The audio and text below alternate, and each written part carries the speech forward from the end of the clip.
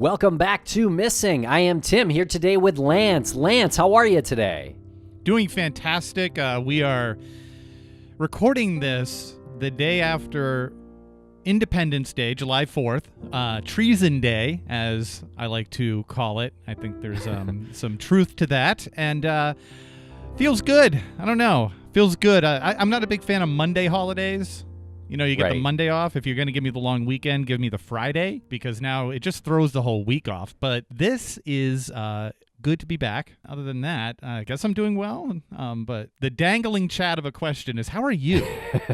Thank you, Lance. I'm doing fine. We are back with another one of these episodes. It's a Missing Updates episode, and we got some of our fine audience chiming in with suggestions for titling for this format of episode, and I definitely want to read that in just a moment or two.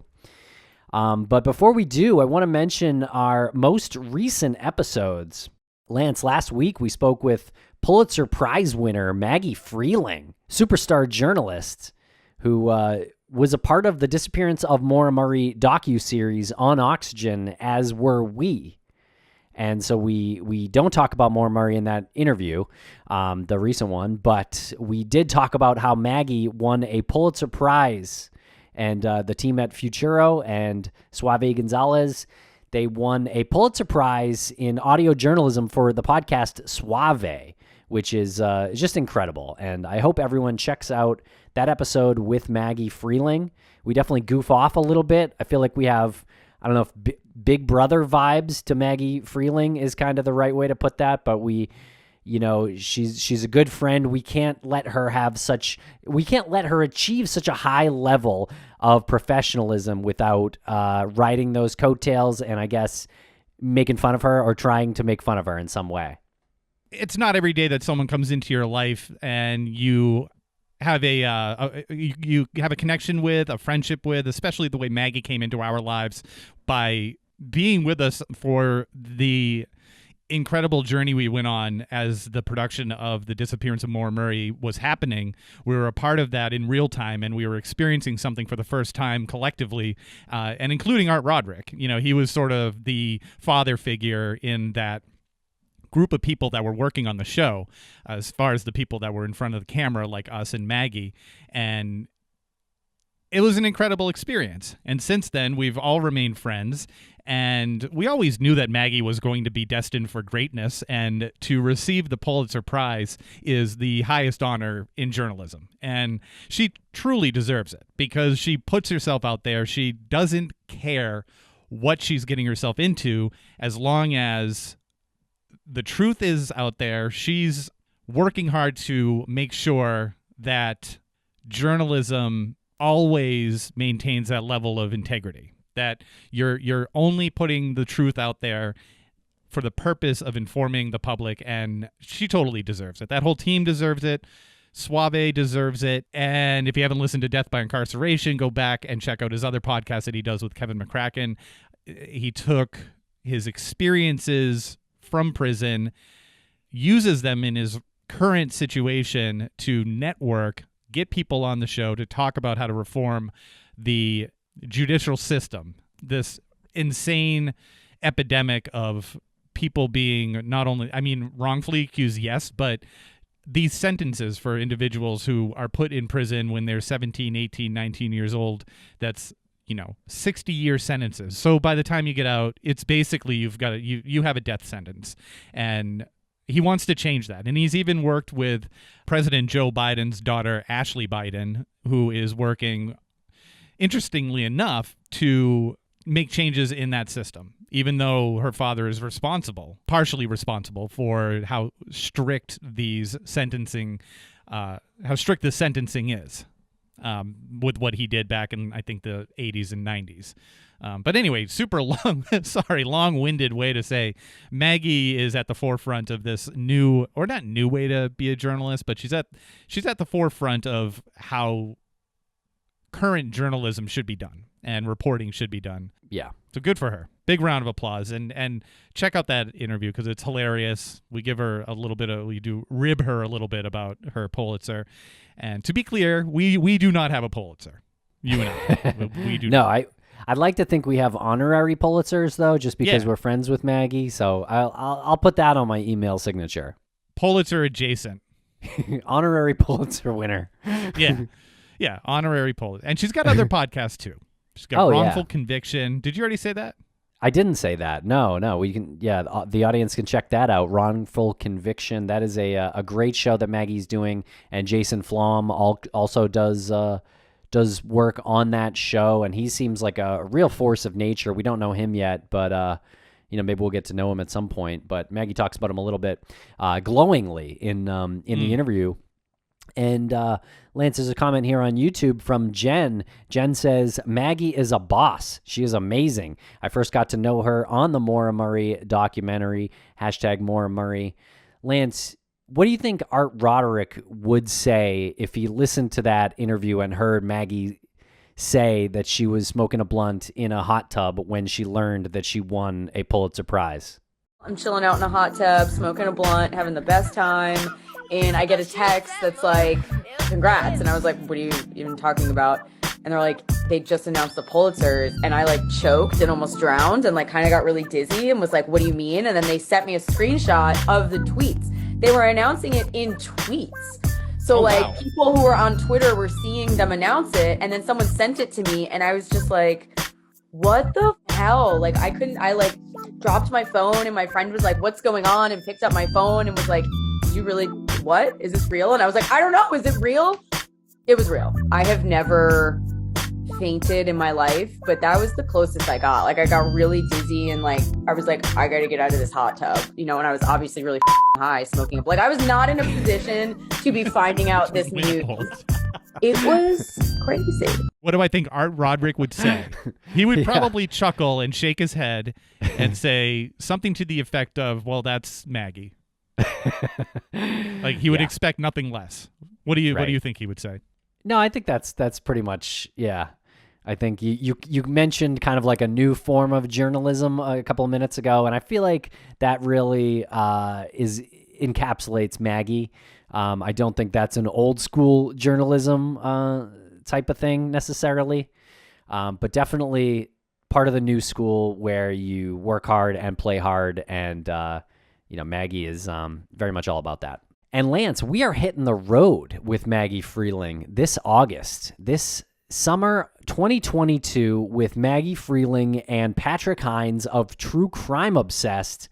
I can't wait for this tour. I know. I can't wait either. We've been talking about doing a tour with these folks for years because the chemistry that we have together, even when we do recorded shows for the podcast, it's a great feeling. It's a great chemistry, and the conversation is always so fast moving and so funny. I just think taking that on stage is a no-brainer, and we finally were able to put it all together after COVID, after seeing how it would work with a couple of, maybe they weren't test shows, but we did a couple of live shows around the same subject matter, the docu-series that we were talking about, the disappearance of Maura Murray. So we did a couple of test shows, one in New York, one in Boston. They went really well, and they decided to pull the trigger on this, and they have booked out a series of cities here, and we are at 5 cities, and we are starting on Wednesday, August 3rd in Orlando, Florida, and then we're going to Hotlanta, Georgia, Saturday, August 6th,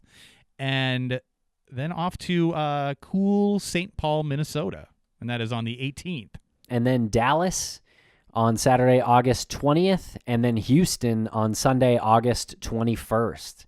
And you can get your tickets at truecrimeobsessed.com. And we're not just doing this episode to have an ad here for the live shows. We really do believe that if you are close to any of those cities, please go. I mean, these are incredible shows, and it does a lot to support the community that is responsible for delivering, keeping these cases out there. I know it's a comedy show, but it keeps the visibility on everything that we do.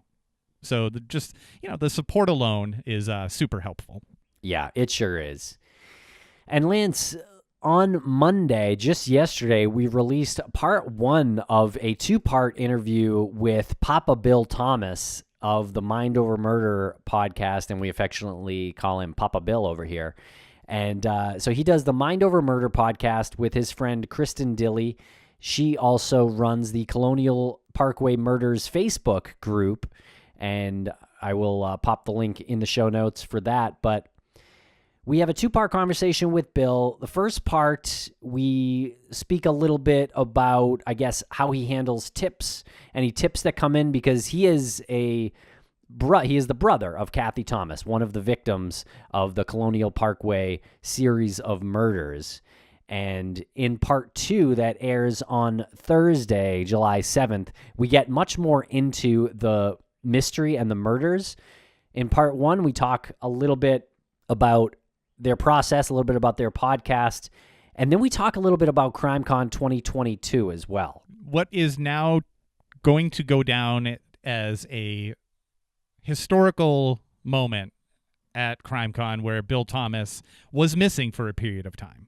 And while in the moment it was a bit nerve-wracking and a lot of empathy was put forward when people didn't know where Bill was, there was a lot of concern. Mm-hmm. When you hear the actual story of his disappearance, it's good to have a sense of humor about that. It's good to laugh about that. Part of what we're doing is laughing in relief that everything was okay and it wasn't a serious situation, and people's reaction to it, I think, shows that everyone truly does care about each other, especially at CrimeCon. But there was like irony to it. You know, everyone's at CrimeCon. They're talking about true crime, talking about missing people, and Bill Thomas goes missing. So why not, if we're going to talk about it, make light of it?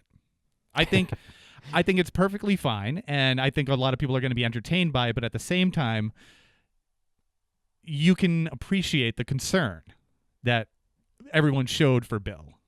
Right. Yeah, there was a genuine concern that evening, and then it got really funny when we realized where Bill was, or when it was uncovered where Bill, I guess he was exactly where he was supposed to be, which was kind of the funny part of it. And then I guess rehashing the moments of uncertainty are just like awkwardly funny now, and I really enjoy it. And I hope our audience does too. And we're not trying to make light of missing people, of course. This is we talk about missing people all the time. So maybe it's a little bit of gallows humor, I guess, Lance, that we sort of dive into this version of a missing person story with a happy ending and kind of some laughs along the way. But yeah, no, it was definitely a serious thing that evening. And Lance, we're going to unpack this a little bit more this Friday on a live show with Bill Thomas and Rebecca Sebastian from the Dialogue podcast and Yellow Tape Trivia. Hopefully Dr. Shiloh of LA Not So Confidential can join us on Friday at 3 p.m. as well, because that's going to be fun to unpack that. And she was a part of that conversation that we had with Rebecca that evening, that we spoke about in episode 1 with Bill Thomas just this week, episode that aired on July 4th. And Rebecca's being a good sport about it. We had emailed and spoke with her to make sure that she would be okay with coming on a live show to fully unpack her side of the story, because, as you said, there was concern that night, but now we can look back on it with a bit of gallows humor, and that's fine, because everyone should see what the conversation will be between her and Bill. Because we've heard one side of it and we've heard the other side of it separately. And to debut this live and have the two of them really fully explain their side of the story is a perfect button up to the incident that is now notorious. Yeah, I do feel like there's going to be some fireworks. There's going to be some intensity during that live show. I really can't wait. Yeah. It's going to be a lot of fun. Embrace the awkward. Yeah, exactly. And we'll be right back after a quick word from our sponsors. Thanks to our sponsors, and now we're back to the program. Lance, we had a couple of comments on YouTube for part 1 of our conversation with Bill Thomas. Luciana says, it wouldn't surprise me if the person or persons responsible for a murder/missing person listened to the podcast or YouTube channels, as well as followed the social media accounts that discusses them. And that was, I guess, prompted from a part of that conversation where Bill mentions that he was told by the FBI that the killer of his sister likely listens to his podcast and follows what he does on social media. I think that's so fascinating. We even talked about this a little bit with Jason Futch when we had this gentleman, Jason Futch, on to discuss Rashonda and Detra McGuire. Detra McGuire's missing. Rashonda was her 2-year-old daughter who was murdered, but something stood out to me that I didn't realize fascinated me so much until we unpacked it just a little bit. And Bill unpacks it here as well, and I think maybe we can put that out to the listeners. Is this a topic that really does fascinate people? The fact that somebody who can be the most significant person of interest can listen to your show, can comment on it, and what happened with Jason Futch is he mentions that he friended the most likely person responsible for Detra and Rashonda, and I had to clarify with him, like, you friended him on Facebook, and he said, yeah, but he didn't accept, and he's putting pictures up, and I just think that's a wild thing, that somebody is putting themselves out there like that, and it's a wild concept for me to think that Bill Thomas can talk about the murder of his sister, and then law enforcement can confidently tell him, hey, if the person's out there, if they're still alive, they're most likely listening to this. It's probably reached them. What a weird, wild thing to take with you from Bill's perspective.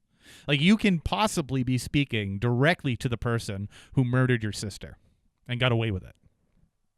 Wild. Yeah, it is wild. Yeah, and definitely something we've heard over the years as something that guilty parties do after they commit a murder. I suppose is sort of consume the media on it. Yeah, it's definitely eerie. I mean, I wonder how many killers have heard episodes we've done, Lance. I guess it's an unanswerable question at this moment. We have no answer for that question. We could guess. Maybe we could suspect a certain number, but that would be reckless of us to proceed with any sort of confidence. And I gotta say, Bill handles himself so well, and I think a lot of that has to do with what he's done professionally in his life previous to hosting a podcast, producing a podcast, that he knows how to articulate, he knows how to compose himself. I know it's been a long time since his sister was murdered, but that's tough. Like, how long does it go? It can never get... It can't be less raw today than it was when it first happened, because now what he does is talk about it. And not every single episode of Mind Over Murder is about the Parkway serial killer or his sister, but it's all in that same universe. So he's always thinking about it. He's always talking about it. And a lot of people just put Band-Aids on that and hope that those wounds heal. And he's not. Like, he's literally like reopening wounds on a daily basis. Yeah, you're right. And he handles himself so well. Yeah, he absolutely does. And he's sort of taken on a leadership role for the surviving family members of the Colonial Parkway murder victims. And it's pretty impressive. Yeah, so definitely check out Mind Over Murder. And you can find that at mindovermurderpodcast.com. It is a great show. Yes. Okay, so let's get into some of the YouTube comments from our last Missing Updates episode.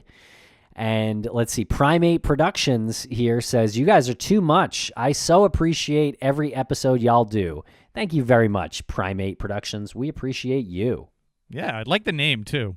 Yeah. Maybe something like this, says Brianna Lee. Missing in America, recent updates. And then she goes on, or Missing in America, updated. It's pretty good. I like that. Missing in America. MIA is a good way to abbreviate Missing in America. True. Also stands for Missing in Action, which could be good or bad, I guess. The only problem, I don't want it to limit the cases that we talk about, right? Because sometimes we just a few episodes ago we talked about Elnaz Haj Tamiri, who went missing in Canada. So but that's on the short list, I would say. Thank you, Brianna, for the suggestion. Yeah, I get it. Missing in America, we could then fold that over to missing in Canada, missing in Mexico, missing in Sweden. True. There could be no end. Could be no end to it. Mita Davis says, Crawlspace, the missing, and updates. I think that's interesting. A little bit of a cross-promotion of our other podcast, Crawlspace. Yeah. News of the missing, says PJ Vito. And Rhonda says maybe missing in the news. Missing in the news. Crawlspace, like the that. missing, and updates. Yeah, Evan says updates of the missing. News on our missing from PJ. Jeez, I think missing in the news might be my knee-jerk reaction favorite suggestion here on these YouTube comments, but I'm not sure yet. Missing in the news? I don't know, maybe.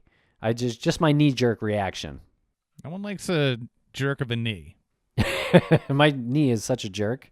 If ever there was a jerk of a knee, it's yours. So great suggestions here, everybody. Keep them coming. We're so close. I feel like these are just teetering on the peripheral of that bullseye that is the perfect name. So we're getting there. We're teetering. We're right in that ballpark. Yeah, see, I think we sort of shifted from the word news, thinking maybe news isn't a great word for this podcast. Updates is a good word, I think, but we also don't want to make it seem like there's some grand update every episode, because sometimes they're very small updates, or sometimes updates are the YouTube comments, right? As we discussed in our last one of these episodes.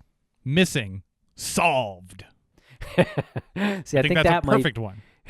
Might be misleading, I feel like.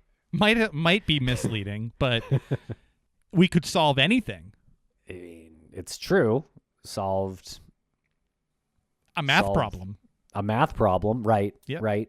And Lance, on Thursday, July 14th, we are releasing our episode on the disappearance of Tabitha Queen.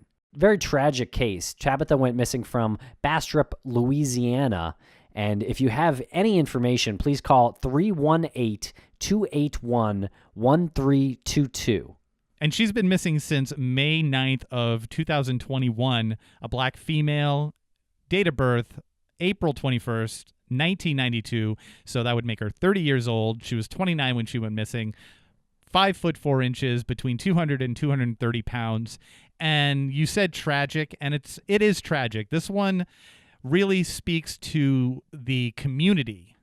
Not only the community that she lives in, the tiny town of Bastrop, Louisiana, but her community of friends and family who are now living with the fact that justice has not been served in her disappearance, when there's multiple pieces of evidence pointing in a direction that we hope law enforcement is going down. And everything moves behind the scenes here at Private Investigations for the Missing, and we know that there's some major or minor developments, and really can't wait to have an update episode on Tabitha, hopefully sooner than later. Yeah, absolutely. There seems to be some video footage of someone who, I guess, dropped off Tabitha's car. And, of course, Tabitha is missing. So that person in that video is a person of interest. But I believe they're unidentified at this moment, at least publicly. So there seems to be some action behind the scenes, possibly, that we're really not privy to. But this case came in to Private Investigations for the Missing. You can find out more about what they do at investigationsforthemissing.org.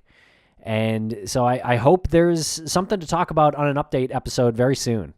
Yeah, and we'll put a link in the show notes to Gray Hughes's video on YouTube. Gray Hughes does a great job breaking down the video that you just spoke of, and I can't verbalize it because you have to see this video, but check it out. We'll have the link in the show notes. And again, Gray Hughes did a great job, and we referenced that in the episode as well. And Lance, another case that came in by way of Private Investigations for the Missing is Blake Chappelle. And this is a two-part episode that we're releasing on July 25th and July 28th. And this is not a missing person. Unfortunately, his body was found 2 months after he went missing. Blake was 17 when he was murdered. And if you have any information on that case, please call 770-254-2355.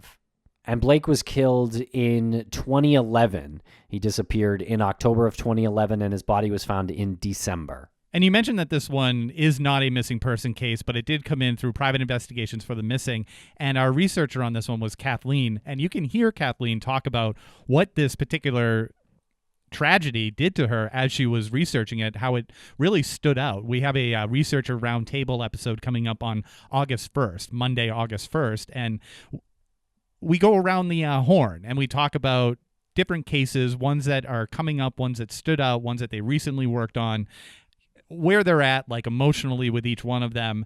And Kathleen really just, you could read it in her voice, you could hear it in her voice, you could read it on her face that this one was unlike any other one that she had researched, because Blake just seemed like a cool kid. He was a kid. He was 17 years old, and there's a moment where we're talking about how he was caught in the bedroom the night of his murder. He was caught in the bedroom of his girlfriend, and they weren't doing anything. They were just talking, and Kathleen mentions that the parents weren't like super mad at him, but he had like hightailed it out of there.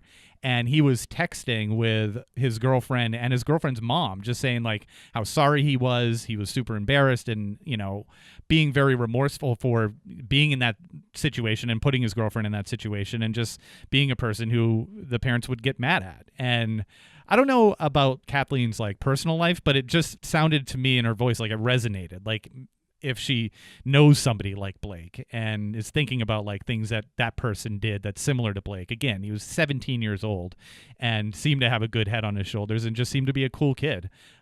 So check out that August 1st, and you can hear the behind the scenes of what this particular research assignment, the effect that had on Kathleen. And we'll be right back after a quick word from our sponsors.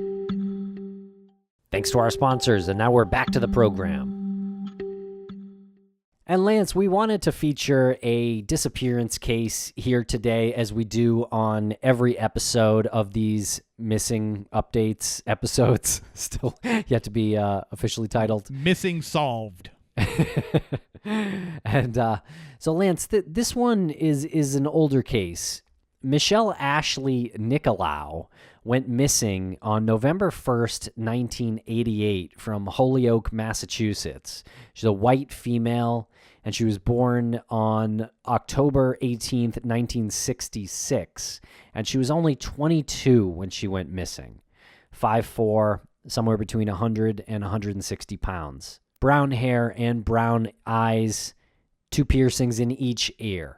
And the reason why Michelle is on our radar and has been on our radar for a while is because she lived with her common-law husband, Michael Nicolau. And Michael Nicolau, for better or worse, is the main suspect in the Connecticut River Valley killings that happened between 1978 and 1988. And for anybody who is not aware, we are working on a new production, a new podcast called Dark Valley that covers the victims and works directly with Jane Borowski, who is the last attack victim of the Connecticut River Valley killer by all accounts. And she survived the attack. She survived 27 stab wounds. She was 7 months pregnant. Her daughter survived. And she's ready to tell her story, and she's ready to tell the stories of the other victims that fell at the hands of this individual. We haven't really formulated much of a public opinion on whether or not Michael Nicolau, in our eyes, is in fact the Valley killer. However, he was abusive. He did marry, or the common law wedding of Michelle Ashley, and she is missing. And he did run off to Florida and subsequently murdered his wife at the time, his ex-wife at the time, and stepdaughter, and then himself. Had a standoff with law enforcement and shot her, shot the daughter, and then shot himself. So that's why we wanted to feature Michelle Ashley, because our work on the Valley killings for Dark Valley leads us to Jane Borowski, leads us to Michael Nicolau, leads us to Michelle Ashley. Yeah, and Michael killed himself and his family on December 31st, 2005, down in Florida. Definitely a tragic case. If you Google this guy, you'll definitely see some articles about the Valley Killer up in the Connecticut River Valley area, New Hampshire, Vermont. I guess it's not really publicly known how suspicious he is in all of the cases, Lance, but as far as Michelle Ashley's disappearance goes, I think he's the only suspect, and Michelle has never been located, and no one was ever charged in her disappearance, but it's pretty clear that she was met with foul play. And we get this information through various sources, and the one that we're currently looking at right now is from the Charlie Project, which goes on to describe how Michael displayed symptoms of post-traumatic stress disorder. He was a helicopter pilot in the Army during the Vietnam War, and apparently himself, along with other crewmen, were charged with murder and attempted murder for strafing civilians. The charges were dropped, though. So if that has any truth to it, and we know about his other moments of violence and rage, then yeah, as far as him in connection with Ashley's disappearance, it seems relatively likely that he had some hand in it. Right. Yeah, and that is a crazy story too, that 8 helicopter crewmen were charged with murder and attempted murder.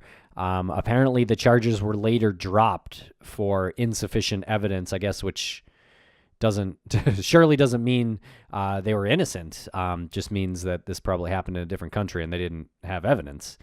However, Michael was released from active duty and sent home. So, yeah. So, yeah. Please go to thecharlieproject.org and you can search Michelle Marie Ashley Nicolau, Nicholau, and it's one of the more lengthy details of the disappearance, the write-up there. It's one of the more lengthy ones, and we will be covering that in Dark Valley. And just real quick before we wrap it up, I just want to say we went through this holiday weekend. We had yet another mass shooting that happened in a suburb outside of Chicago. I don't think we say it enough, personally, we talk about these disappearances and cold cases and just horrible individuals doing horrible things. Just be good to one another.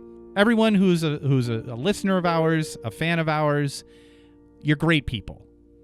I'll make more of an effort to be good to my neighbors, to be good to people in the supermarket or wherever. So just, maybe we could try to spread that a little more. Okay, and we'll be back on Thursday with the Tabitha Queen episode. All right, thanks a lot for listening, everybody.